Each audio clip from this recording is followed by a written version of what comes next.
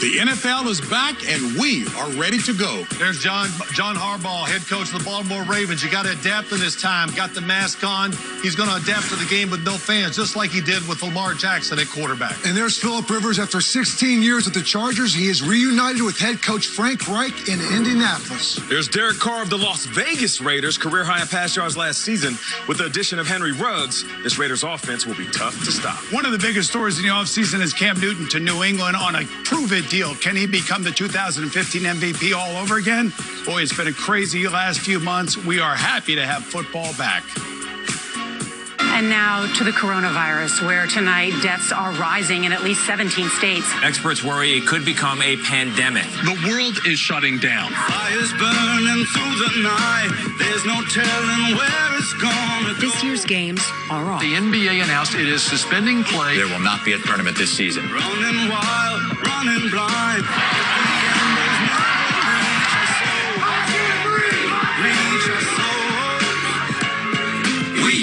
National Football League believe Black Lives Matter. It's the inspiration from the players. They've got wisdom and they've got power.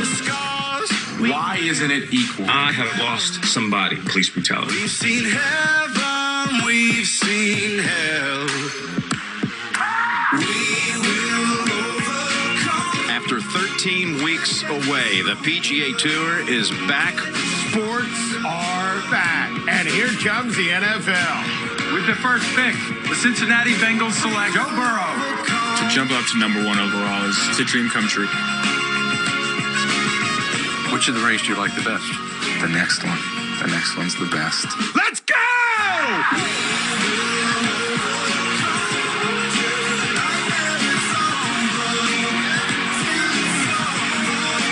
We will overcome.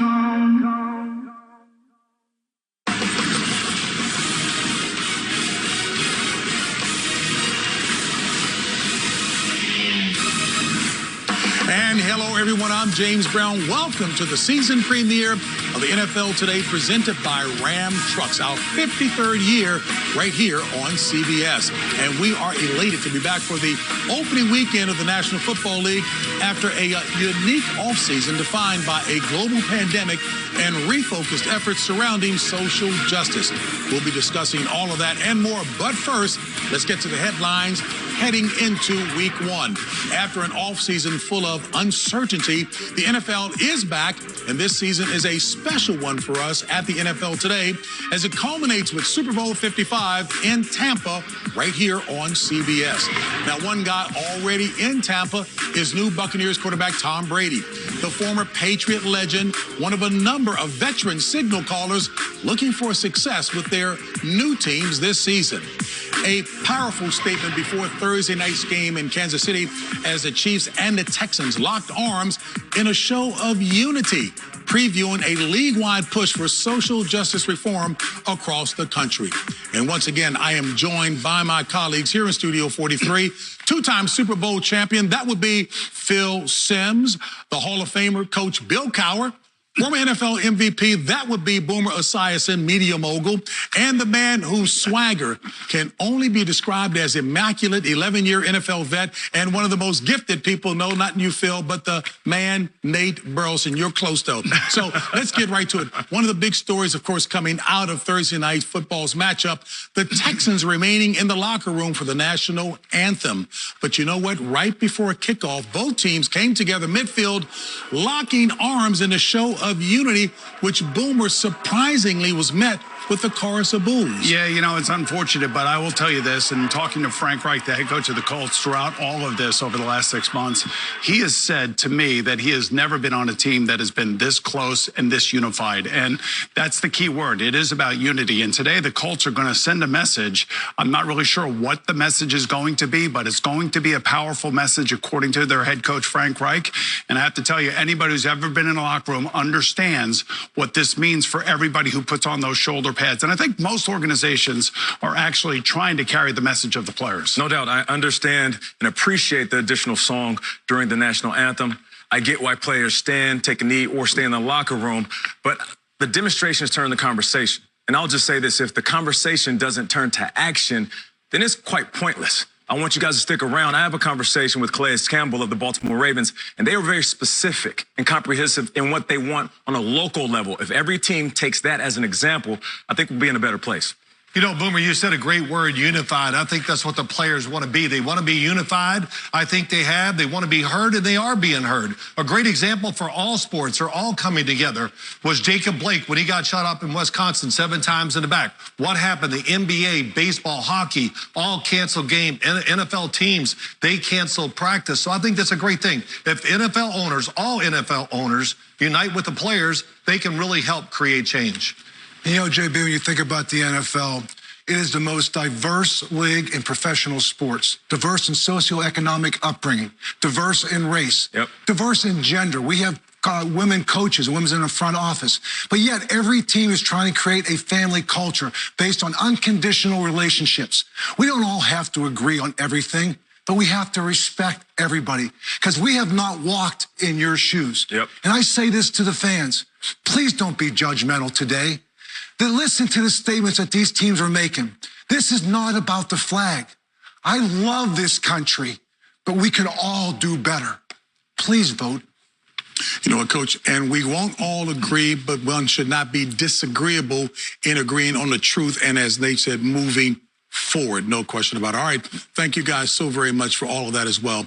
Hey, folks, bringing it back to football. This year will be a very different season as teams and players already have understood and will continue to deal some unique circumstances and storylines our way. And the storyline go back to the fans. They're not going to be there. I mean, we had fans Thursday night in Kansas City, and only today Jacksonville have it. And fans account for noise. They account for energy. And I'll tell you, that's the one thing right now when you look at these teams, road teams, you don't have to deal with that anymore. And the emotional leaders on each team is going to have to step up because when it gets a little murky in the course of a game, you're going to have to control that emotion on your sideline and not rely on the fans to help you.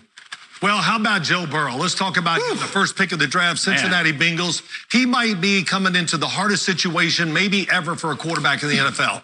No OTAs, you know, no mini camps, no training camp, you know, preseason games. All those things are going to hurt him. So it's going to be very tough for rookies going against a veteran Los Angeles. Well, there's a new energy up in New England. His name is Cam Newton. Now, it's one of the biggest stories. But when you take a look at all the losses that New England has felt from the players' perspective, either via free agency, trades, or opting out, there are over 19 players that are off of last year's squad, not to mention the quarterback, obviously, Tom Brady. For Cam Newton, he's on a prove-it deal. He picked New England because he wanted to go learn from Bill Belichick and Josh McDaniels. This is going to be one of the biggest stories unfolding as we get ready to go here in week 1. Guys, after watching KC pick up where they left off on Thursday, the biggest storyline is who's going to dethrone the champs, and that's the Baltimore Ravens. The quarterback is the most athletic dude to ever play the position. Lamar Jackson, I'm sorry, Phil, sorry, Boom. You guys don't run as fast as him. Cam Newton's pretty good, but Lamar Jackson's a different beast. And before you say, well, he can't throw like Pat Mahomes, he did lead the league in passes last year, pass touchdowns. So with that speed, that athletic ability, and now showing that he can throw the ball, the Ravens, they're ready to take out the Chiefs. So you're giving up your Super Bowl pick. Save that for later in the show. Yeah, okay. Oh, my gosh. And there is Odell Beckham. He had career lows last year, but I talked to him recently, and he said he is ready to rock and roll and reclaim him as the top receiver in the game. You want to talk about a dual threat? How about Christian McCaffrey? Hopefully you got him on your fantasy football team, folks. He's going to have another huge year for the Carolina Panthers and Matt Rule, their new head coach.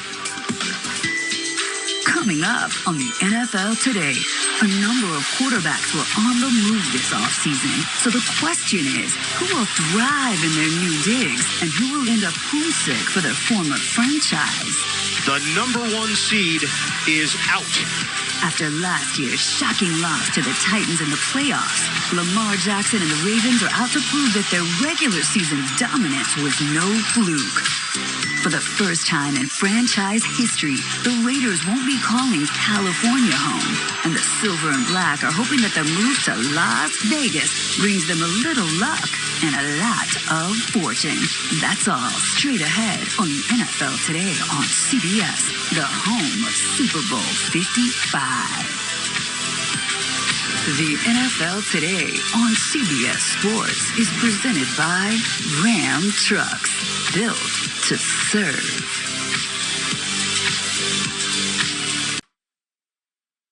Well, Well, a lot of quarterbacks looking to update their resumes from new cities. Here's one, Teddy Bridgewater. Last time we saw him, the leader, unquestioned leader of the team was 2016 for the Vikings. He is now the unquestioned leader for the Carolina Panthers today. Talking about walking into a good situation, Phillip Rivers to the Colts. He's behind a very good, if not the best, offensive line in football, good wide receivers, and 2 excellent running backs. And there's Cam Newton, now the QB1 for the New England Patriots. 58 rush TDs. I know you're saying, Nate, why do you say that? He will use his legs, and he will lean on Julian Edelman early and often. Phillip Rivers stays perfect. What a throw by Phillip Rivers! Rivers delivers. Phillip Rivers is going to a loaded Colts team. I mean, they're loaded. Teddy Bridgewater throws a strike. Boom across the goal line. He didn't even know how to begin to try to defend that. Teddy Bridgewater is going to have a monster season with the Carolina Panthers. Cam's done it again. Cam Newton. What can't you do, young man? What can't you do? So let's just sit back and enjoy the Cam Newton show for New England this year. Tom Brady does it again. This is Tom Brady time right here. Tom Brady stands alone in NFL history. I am so fired up for the Tom Brady era in Tampa Bay. Guys, check out the accomplishments. Let us not forget. And what comes to mind when I see this? The book by Jeff Benedict, The Dynasty. The bestseller talks about the historic run that Tom Brady and the Pats went on when he was playing in New England. Regardless of what happens in Tampa, we can't forget about what he built. No question about that. And the question is, Nate, will Bill Belichick have an opportunity to continue the dynasty with a new signal caller? And for more on that, we go live to Foxborough and welcome in our guy, Tony Romo. He'll be calling today's game. Hey, Tony, look, 60 to 70,000 fans also are accustomed to cheering for you and Jim Nance coming into the stadium. So what's it like there with no fans? Well, it's been very difficult today. You know, you're used to getting cheered on my walk in, but I've overcome it so far. I mean, Jim's still working on it, but I tell you, it's been a little eerie, but at the same time, as a football player, when you're about to hit and get hit, it's like a fight or flight moment. I mean, the fans, they definitely provide energy, and it's unique and really a special environment. But these guys are ready to go, and they're going to play, you know, it's opening day. They're coming. And there's a player's perspective on it. Hey, how different do you expect the Patriots offense to be this season with Cam Newton under center? You know, it's a great question. I think everyone wants to see how this plays out, but I think from my experience, you're going to see Cam Newton threw the football a lot to running backs in 2017 and 18. So he's not averse to that. That's what this football team does. Josh McDaniels loves to get a matchup with James White, Edelman, 2-on-2, and you find the guy who's open. And I think you're going to see that stay there. I also think you're going to see Cam Newton getting shotgun, some of the Carolina stuff, instead of just under center, where you saw Tom Brady turn, fake the handoff, and fire to Gronkowski up the seam. I think you're going to see that from shotgun a little bit, ride the back, and then situationally you'll see 3rd and 1, red zone stuff, where they bring him and allow him to run and get first downs and continue drives. Hey, Tony, let's be real. The 60 to 70,000 were cheering for Tracy Wolfson, but we're looking forward to yours and Jim's call a little later. Hey, buddy, thank you so much.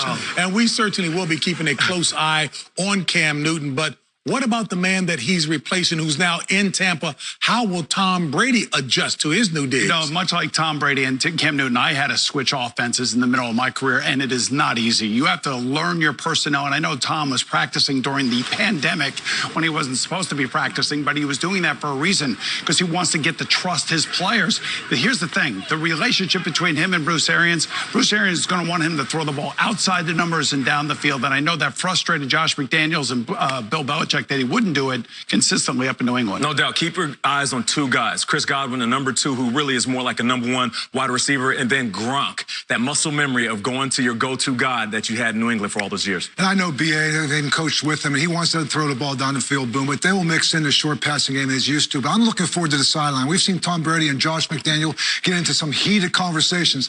Clyde Christensen, strap it up, buddy. Because right now, you're going to become the new Josh McDaniels.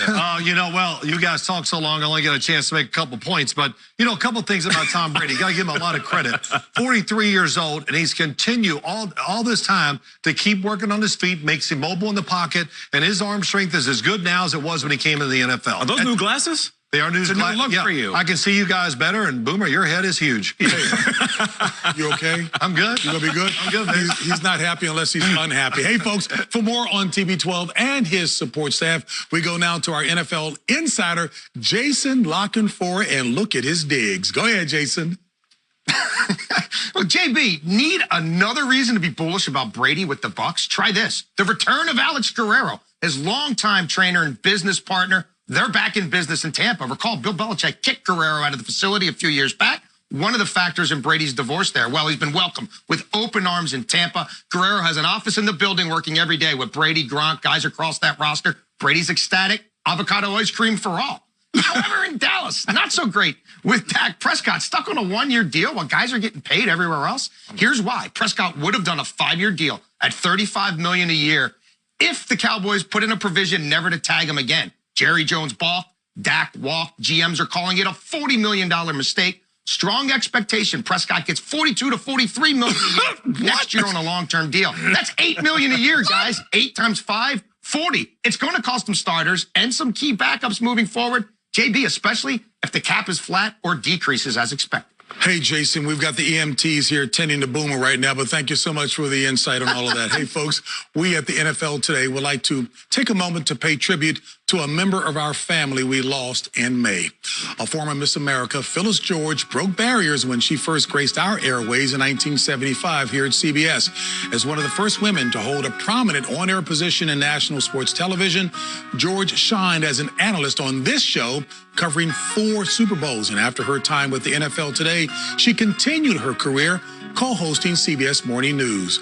George is remembered as a pioneer who blazed the path for generations of women in sports broadcasting. Her legacy continues to live on through all of those she inspired.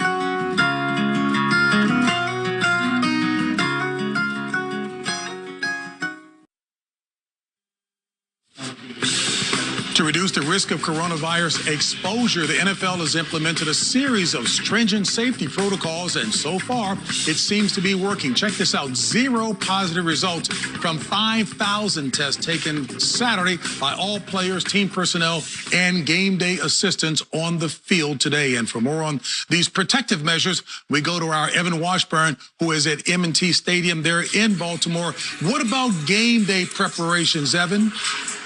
Well, J-Bay, first of all, it's just great to be back with you here from my new digs in the stands. And as you mentioned, tireless work has been done at the home facilities, but the stadiums have not been forgotten. An incredible amount of detail put into the safety measures to play a football game behind us here during a pandemic, while also trying to make it as normal for the players and coaches as they enter the field.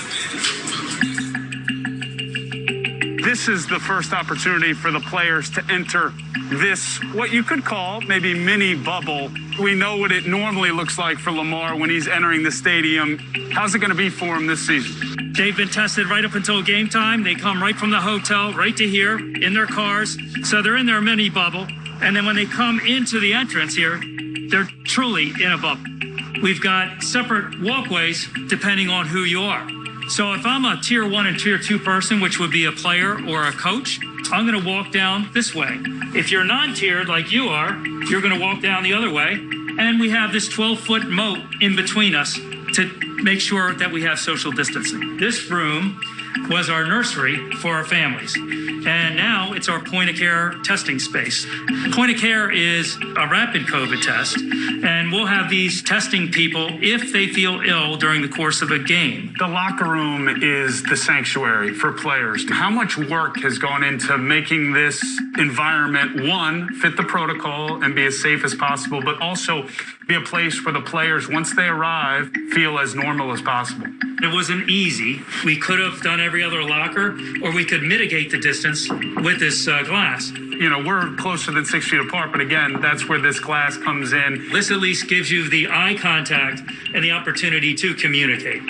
We often hear from coaches, it's a week-to-week league. How much is that the case for you and your staff? Well, just like football teams will game plan week to week, we'll have to do the same thing. Will we still be seeing the pageantry that fans have come to expect as players take the field? Yes, we've been working really hard on that. So I think when they go through the gauntlet here and the special effects go off, even though there's not fans in the stands, it will feel like a regular game for these Ravens. It's a good job by Evan actually explaining all that's going on. Let's go back down to Baltimore now and welcome in our newest analyst for CBS in the NFL. That's Charles Davis. That's CBS Blazers fitting and fresh. He looks great. Charles, let's talk about Lamar Jackson, the motivation coming into this season. They lost their playoff game at home last year. I know he's spoken a lot about that. Give me your perspective by where he is, the reigning MVP. Well, that motivation never goes away, of course, when you lose and don't get a chance to play for the big prize. But the way that he wants to improve, first he wants to go the subtle route, become what he calls the full Tom Brady, the mental part of the game. As you did when you played Boomer, you looked across the line of scrimmage, pre-snap, you got to read. As they moved when the ball was snapped, you knew what you were doing post-snap with the football. He wants to be ready for anything they throw at him. That's the next leap. Then there's the dramatic. He wants to throw the deep ball better. He wants to hit those bigger shots downfield because you know they're going to run the football. They're going to try and contain him. If he can make them pay over the top and do it better, well, look out then trying to defend Baltimore. And last but not least, he will remain as competitive a player as there is in the league. Well, have a great game today, Charles. Welcome to the team. Like I said, take it easy on Ian. Don't win them off easy, all right? There's Kevin Stefanski, the new head coach of the Cleveland Browns. Have they finally got it right? And will he get Baker Mayfield straightened out?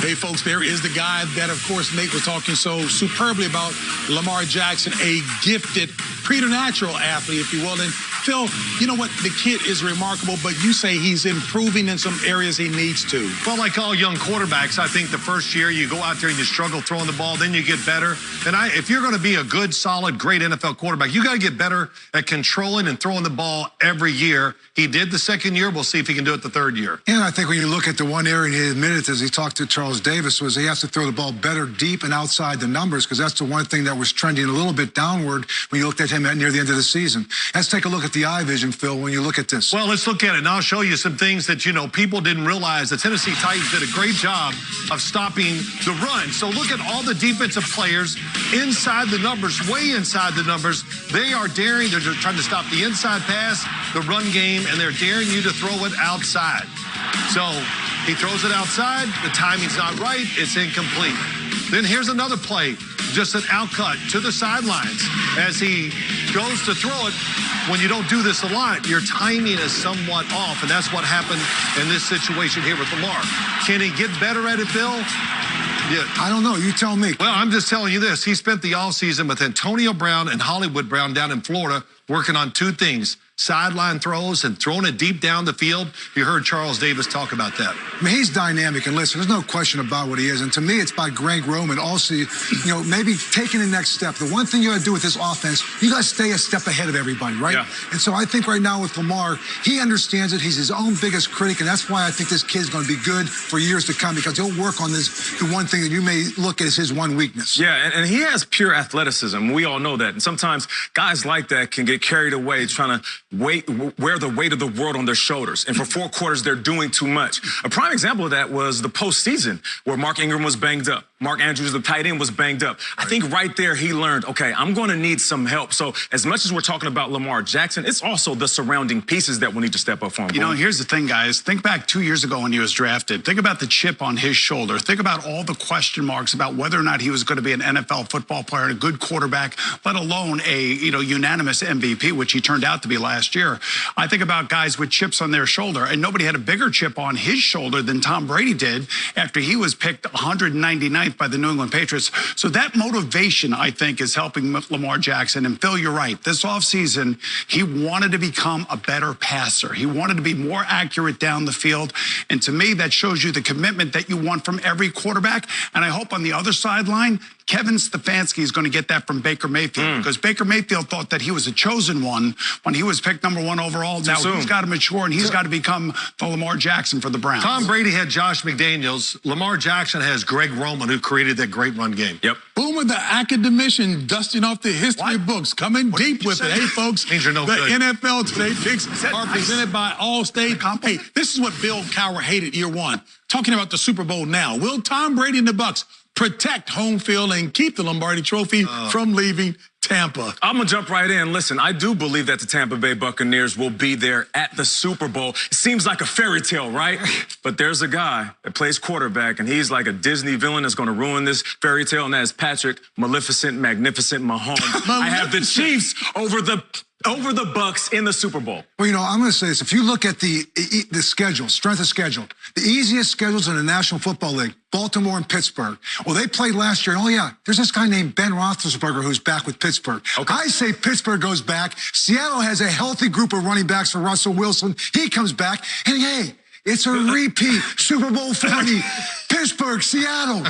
Swan song, Drew Brees down in New Orleans. They're finally going to get it right, and they're not going to get screwed by the officials. They're going to actually make it to the Super Bowl. Okay. And for the first time in, I think, 19 years, I am not picking the New England Patriots. Patrick Mahomes and Kansas City. Hold on. Be quiet. Some things never change. You talk too much if you pick the Steelers. That's all I know. I'm taking the Baltimore Ravens, the best roster in the NFL, the depth, against the Dallas Cowboys. Did any of you guys get your Super Bowl picks right last year? I got them. Did you really? Yeah. Raul said, we got to check that. Raul said, hey, look, this renewed focus on racial inequality has reminded us that though we've come a long way, we still have a long way to go. And through it all, we've persisted with strength, hope, and most importantly, love in search of elusive equality that we continue to fight for today. And all of these attributes and more are represented in this performance of Lift Every Voice and Sing.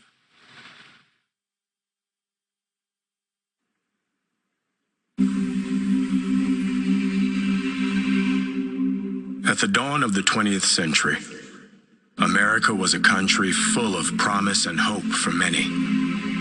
Black Americans faced a different reality, a nation separate and unequal.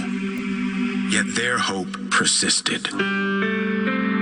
Pained by inequality, but inspired by resilience, writer and civil rights activist James Weldon Johnson put pen to paper. His words would become a unifying call, a hope for a brighter tomorrow, a timeless exhortation to lift every voice and sing. Lift every voice and sing till earth and heaven ring, ring with the harmony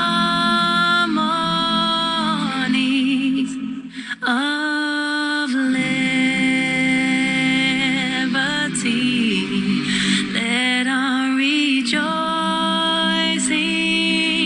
rise high as the listening skies. Let it resound loud as the rolling sea.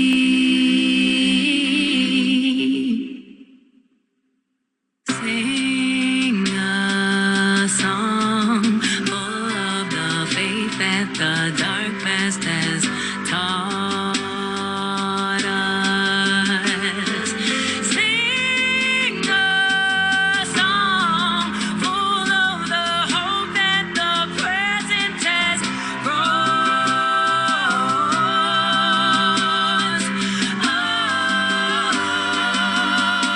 us. Facing a rising sun of a new day begun. Let us march on till victory is won. Let us march on till victory is won. Let us march on till victory.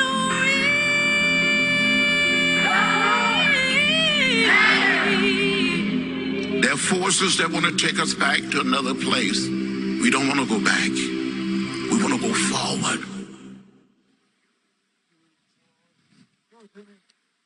Lift every voice and sing. And you saw the Patriots stood together as a team, all the players, the coaches, the staff, the owners. Miami was not on the field for this moment. The Dolphins players, you may have heard, released a very powerful video Thursday night asking for real change, and they're intent on staying in the locker room for both anthems today. Coach Flores saying the message is to try to create unity and not divide. Leading the charge on social justice has been the Baltimore Ravens, releasing a very strong and specific statement centered not on words, but as Nate mentioned earlier, on action and how we can create meaningful change. The team also recorded a video and signed a letter addressed to Senate Majority Leader Mitch McConnell in support of police reform legislation. And at the center of it all is new Ravens defensive end Calais Campbell. Earlier this week, Nate be the first of a season-long and ongoing conversation.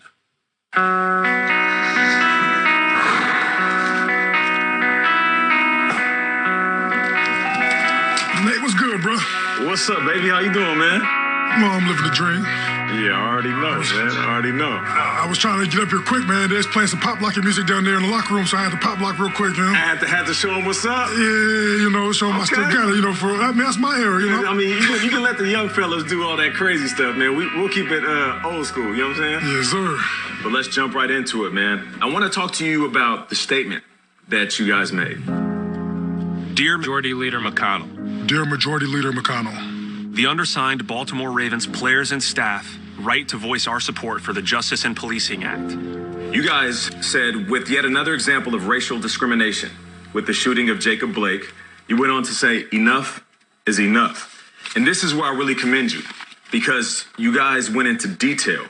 You guys said, though we cannot right all the wrongs of our country's history, we can arrest and charge the police officers responsible for Breonna Taylor's killing in the shooting of Jacob Blake, demand that Senator Mitch McConnell bring the George Floyd Justice and Policing Act of 2020 to the Senate floor for vote, require body cameras, ban chokeholds, and no-knock warrants. Went on to talk about standards of care in policing. Why did you guys feel it was important to be comprehensive? Well, I mean, honestly, I think it's just the sign of our locker room. You know, we have a lot of guys who really care. I mean, it was a long conversation. I mean, we spent hours and hours discussing, you know, how we feel. I mean, you had guys said they couldn't sleep, guys that are crying. You know, I was tossing and turning myself. And so, you know, when we got there and we tried to figure out, like, what can we do? I mean, there's this, the Justice and Policing Act on the floor right now. And, you know, and Mitch McConnell and the Senate is holding it up for the time being, you know, and I'm like, well, you know, if I take a knee, I want it to be, you know, for something. So, you know, I decided that I'm going to take a knee until that bill is passed, because I think that bill is something that can really help our people, you know, all people, really. Now, is that an individual decision? Is that a team decision? No, so when we had our discussion, you know, Coach Harbaugh said that he wanted us to be able to express ourselves and what we feel passionate about. And the guys, when we were talking about it through the leadership committee, you know, we were like, nah, we don't need to do a team thing. You know, and now if everybody on the team wants to do something, that's great, but we're not going to, you know, ask them to do it or demand them to do it. It's just whatever's in their heart. And hopefully, if this Justice and Policing Act gets passed, then to me, it was worth it. Because that's the number one question that, like, I've always tried to answer was, what can I do to make a difference? And now looking at you and being where you're at, you know, in your life, you know, retired player in the media, you know, I'm curious what you're doing. What's your plans to try to use this platform? You know, it is an immense responsibility that is placed on our shoulders. There's no way I can show up and get ready for a show and not speak on some of these issues. Like, I've been more motivated than ever. And I got to be honest, it's not easy. You know, sometimes you're sitting in a room and there's white producers, maybe a few other white hosts, and you don't know what they're comfortable talking about. You don't know if the viewer wants to listen to it. But just like you said, if I'm here and you're putting a mic in front of me, I'm not going to run away from the real topics. Just like you, I want to be the voice for the voiceless. Yeah, it's huge. It's huge. It's 100% necessary. I mean, we cannot do this by ourselves. So many years after Colin Kaepernick took a knee, do you believe that people truly understand why players take a knee? Yeah, I think it's, 2016. I think that, they just saw the action, and I don't know if a lot of people open up their ears, open up their minds, open up their hearts to really understand the reason why. And I get it. It's a lot of stuff going on. You want to just watch football. You don't want it to be about politics, and I understand that. But, when I go back and look at history, sports have always been intertwined with politics. And, I feel like the fight is biggest right now. And so I understand that, some people have strong feelings towards the flag, and I do. I consider myself a patriot. The national anthem means a lot to me. But when I protest during it, it's not out of disrespect. It's just to bring awareness and to try to make something happen that's going to save lives. And I feel like it's my duty. God gave me this platform for me to be able to do this. So, I'm taking the knee for a reason, and I hope they hear me. And the ones that can't, it just is what it is. No doubt about it, man. We appreciate you. Hey, man, good luck this year, man, and hopefully you'll be hosting up that Lombardi. You deserve it. Appreciate it, man. Always good talking to you. For sure. Thank you to Calais. And just like in football, you need a game plan if you want to be victorious. And I commend this new generation of athletes that are creating a game plan for life in this fight for what is right, JP. Honesty and truth being spoken. Hey, folks, with kickoff just a few minutes away, we'll get you out to your game next. The NFL Today is sponsored by FanDuel. More ways to win. Jersey Mike's Subs. Be a sub above. And by Ram Trucks. Built to serve. The NFL Today on CBS Sports is presented by Ram Trucks. Built to serve. Coming up later today, Joey Bosa and the Los Angeles Chargers travel to Cincinnati to take on former LSU standout and Heisman Trophy winner Joe Burrow and the Bengals. That's at 4 Eastern, 1 Pacific, right here on CBS as we welcome you back to the NFL Today. Time now for our game day delivery presented by Amazon. I'm looking forward to seeing the debut of the young man that Phil said may have the most difficult path in front of him, Boomer. No doubt. You know what? He came on our show last year after winning the Heisman. I gave him the Bengal helmet. I figured the Bengals would take him #1, and I'm glad they did. The Joe Burrow era starts today. But I have to say, and I think Phil... There it is. Phil, boom, boom. Hey, does Boomer think about the future? Does he look ahead on that? Yes, but Phil pointed out earlier in the show that this is not going to be easy. I started my rookie year maybe about 6 or 7 games into the season. I had no idea what I was doing. I know you had no idea what you were doing. This thing is like a fast forward. And without training camp, without OTAs, he's going to struggle. And you're going to see Joey Bosa and Melvin Ingram coming around the corners all day long. He is never, even though he played in the SEC, he's never seen athletes like this. And he's never seen defensive schemes like he's going to see today. So the first time out, I would suspect a struggle. The first month, I would suspect the struggle. But the long-term gains for the Cincinnati Bengals, I do believe they have a Super Bowl winning quarterback. Well, get used to this word today, Joe Burrow. Look out! Okay, it's going to be good. Since there's nobody in the stands, you might be able to hear some look out blocks because Jonah Williams, the first-round draft pick from 2019, didn't play last year. He's going against Joey Bosa. And on the other side, you got Bobby Hart going against Melvin Ingram. Those are 2 really bad matchups. And also the Chargers, they have good corners when you think about who's out there. Chris Harris, Casey Hayward. So, man, it's a tall. I'm really interested to see, will they have like an LSU offense where it's all spread out? Right. Which I think if they do, then trouble is lurking, or would they bring it in a little and try to protect him every now and then? Yeah, I'm excited about what we're going to see out of the superstars. I get it, the rookie woes, they're going to come. But I think of 3 names, Joe, Green. That's Joe Burrow, Joe Mixon, who was one hell of a running back, and then A.J. Green is back. We haven't mentioned his name in quite some time. It's been forever since he's been in the conversations and one of the best receivers in the business.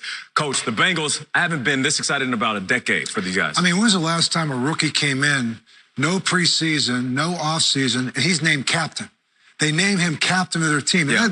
That tells me something. I don't think this game is too big for him. No. I think they're going to build something around him. I think he'll be comfortable. We watched him in the SEC play on the biggest stage, and this kid has got a presence about him that's unique to anything I've seen coming out. I agree with you, but when he came in here, he is so mature. He's tall, but he also is realistic. He's got a humility about him, a confidence, but a humility about him. Yep. And I think the players feel it and sense it. I think this kid is going to be good. Again, He has going against the charge. Long term. Yeah. But I'll tell you what, I don't think it's going to take that long if they do the right thing. Zach Taylor will build this around him pretty quickly. And just like Boom said, he's going to fall on his face. He's just going to have to bounce back, dust himself. Do you know what that's like? Do you remember your first start? You know what? I think we got some footage right here. Check this out. Rookie drops back. And who is he looking for? Okay. Oh, he dipped under it. Drop pass. Interception. That ball sailed. If you hit him on the numbers, you threw it too high, Boom. Oh, come on, man. But listen, it ended up being pretty good because you learned how to bounce back after making a mistake. Here we go. Oh, yeah. What kind of fake was that? That was fresh legs. Let me see it celebrate. Let me see it. Boom. Okay. You know what? I hope that happens for Joe Burrow. I won my first start against the Houston Oilers. Like I said, I had no idea what I was doing. I kept looking for Chris Collinsworth.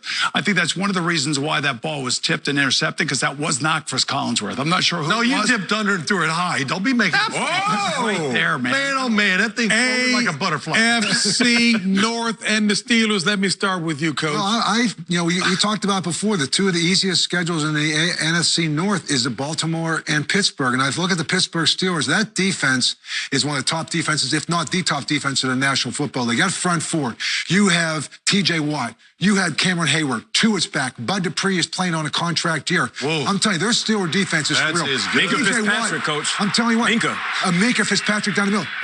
Devin Bush in the middle in his second year. And then you take the offensive side. He had no offense here. Ben Roethlisberger is back right now. Feels as good as he's ever done. The thing I would say about Ben, be patient. Don't try to do too much too fast. I think Mike's going to kind of make this team a great, unique, not to have to throw the ball all the time, play your strength to your defense. And they almost gave Baltimore a good run last year without Ben. That's why I think Ben is in Pittsburgh's a team to look at. It used to be always about Ben. Now it's about the whole football team. Because that offense that he's seeing now is not the one he saw years ago. He doesn't have the wide receiving core. The offensive line's taking a few nicks. And, of course, Le'Veon Bell was at his height, you know, and all that. But what we found out, we're going to find out about Ben Roethlisberger is this. You know, I don't know if I'm going to play next year, all that. Then he missed a year where he sat out. Whoa, you missed it, didn't you, big boy? Yes. And you know, there's nothing like running. Why do people stay in the business and why do players want to keep playing? Because they want to run out on the field on Sundays, and that's the exhilaration that you feel as a player. And he threw the ball, which is, I knew this. He never threw the football during the offseason. Of course, he worked at it all offseason this year because of his arm. You know, you're forgetting one thing. I expect him to throw the ball well. He's forgetting one thing. It's called a paycheck. Talk about it. And they're very large. Big Ben making big bucks. I would want to play until I'm 42 as well. But, you know, it didn't work out that way for us. But, oh, my gosh. Hey, let me go to Nate. Nate, the name of that rookie running back from LSU with Kansas City is Clyde Edwards-Helaire. Talk about the AFC West. The Fresh Prince of Helaire. And that young man can move. I think Andy Reid is getting memories of Westbrook at running back when he was coaching with the Eagles. This guy can do it all, man. He has great center of gravity. He can get low. He's going to be the perfect complement to this high-flying air raid offense. And you know what? When you went to the pan to the sideline the other day, you saw, Patrick Mahomes sitting there. You didn't see Andy. He was over there with Clyde Edwards-Helaire. He's sitting next to him, baby. Clyde, you got any of these plays you like? Hey, wait a minute now. Boomer, look how trim he is, Phil. I'm talking about when he played. He's just jealous, man. He's jealous.